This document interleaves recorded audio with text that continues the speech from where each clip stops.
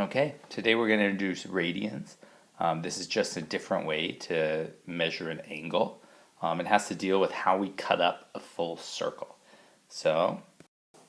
Okay, now if we were to start with a full circle, spinning from one part of the circle here, all the way around to the other, we can think of an angle being some portion of this full circle, right? We cut it up and say, oh, you know what? This little sliver right here represents, 1/15th, 1/12th of a full circle, and we can measure it with regard to this circle. So naturally, if you think back, hundreds of years, thousands of years, so the origins of this, a natural number that might come up are the days in the year, right?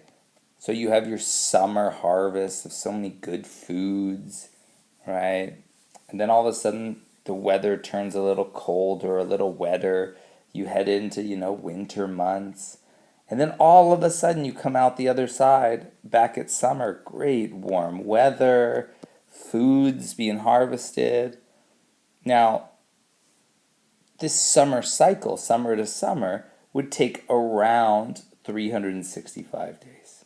Okay? Now 365 is a nice number, but around 365 is an even nicer number that has so many factors, can be cut up in so many ways that we might choose that instead of 365. And that number is 360, right? Because 360, if we think of this circle starting at 0, going all the way around full circle, just like the year, and coming back to summer at 360 degrees. This is nice because you can cut it up in so many ways. You can cut it up by 2, into halves, 180 and 180. And it works out nicely, no ugly decimals. You can divide it evenly by 3, divide it by 4, by 5, by 6, sadly not by 7. But then you can divide it by 8, by 9, by 10, not by 11, but then by 12. And there's so many more numbers, 15, 30, 60, 90. All right, there are so many ways to cut this up that this became the choice. And we call these degrees.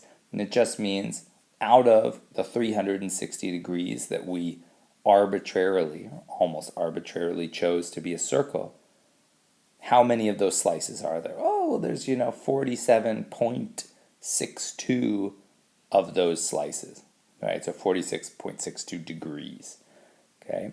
Well, there's maybe a more mathematical choice rather than 360 days in the year. Now let's talk about that. Okay, now looking at the circle, if we have some radius, let's call it r, we can look about how far is it around this circle? I mean, really, how far around the circle do you go if we were to spin in one circle? Okay, well, the distance around the outside, the circumference, is equal to 2 pi times the radius. Now, whatever that radius is, if the radius is 1, if we're talking about a unit circle, the distance around the outside is 2 pi. If the radius is 10, we have 2 pi times 10 as we go around the circle. So a natural way to say how far around is a circle is to say, well, we start at 0, and regardless of the size of this circle, if we took the radius out of the question and just said, how far around is any circle? Well, any circle is 2 pi around, right? Regardless of size, you go from 0 to 2 pi. Now, you might make this bigger or smaller with a different radius, and so it'd be 2 pi times that radius is the actual distance. But a good way to look at spinning in a circle is going from 0 all the way around in a full circle to 2 pi. Okay? And that's all that radians are, is instead of saying there's 360 degrees in a circle, we say there's 2 pi in a circle. Okay? And so we can very easily look at the conversion. The conversion is pretty straightforward.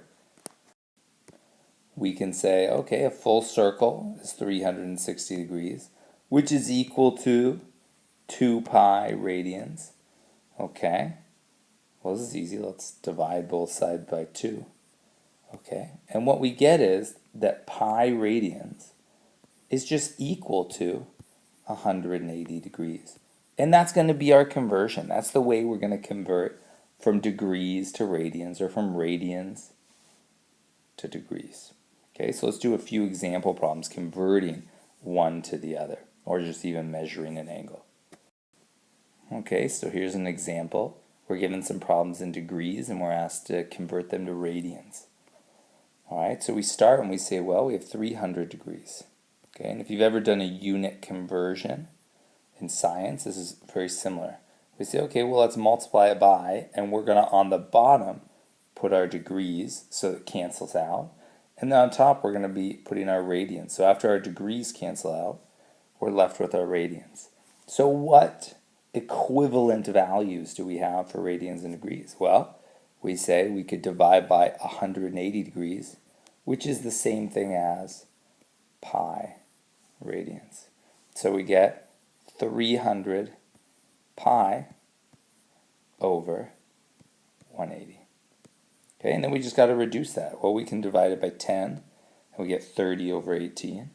We can divide both of those by 3, and we get 10 pi over 6. And we say, oh, we can still reduce it further. We can reduce each of those by 2, and so we get 5 pi over 3. Great. And that's what it's going to look like, is some fraction of pi. I mean, that fraction obviously could be bigger than 1, bigger than 2, bigger than 5, but some fractional value of pi. So we got 5/3 pi is in radians, and that's an easy way to tell if you're dealing with radians. Now, obviously, you could punch that into a calculator and get some value about 5 times 3 over 3, so, around 5, a little larger. But very often we're dealing with exact values without a calculator, and so an easy way to tell if you're dealing with radians is there's usually a pi involved. Okay, let's do the second one here. We'll do it in a different color, in blue. So we take 45 degrees, and we multiply it by, on bottom, 180 degrees. So our degrees cancel out. And on top, pi, which is equivalent. Okay, and actually, we can reduce this very nicely. We say, okay, well, 45 and 180 both have a 45 in it. And so we divide both by 45, and what we get is just a 1 left over up here and a 4 left over down here. And so we get pi over 4 as our answer. Okay, and it's just reducing that fraction. Okay, and here's the opposite. We're dealing with radians, and it asks us to convert it into degrees. So we use the same conversion factor, but just inverted. We have the bottom where the top was. Okay, so we start with, in this first problem, pi over 2. And we say, oh gosh, I want to cancel out by putting some radians on the bottom and then getting degrees on top. So our radians will cancel out. So on bottom, we put our pi, and on top we put our 180 degrees, because pi and 180 degrees are the same thing, right? So we can cancel out the pi and the pi, and we're left with 180 degrees divided by 2, which is 90 degrees, right? And then dealing with just a slightly more challenging fraction, we use the same start. We say, okay, I'm going to divide by my radians and write the equivalent value up top, which is 180 degrees. And this is going to be the same factor that you use for all of these. And again, we have our pi's cancel out. And so now we have 5 times 180 over 6 is our degrees. Rather than multiplying 5 times 180 and then reducing, it's always much easier to reduce first. So 6 and 180 cancel out. You could divide them both by 6. And you're left with 1 and 30. So now you're left with just 5 times 30 degrees, or 150 degrees. Okay. Now one of these might be easier for you. Degrees you might be more used to, but it's a very useful skill as you go forward in math to be able to just interchangeably switch between the two. And very often you won't be allowed a calculator, and you'll be dealing with these common values like pi over 2, pi over 3, pi over 4, and pi over 6. And you'll see those very often. All right. Good luck. All right. Well, let's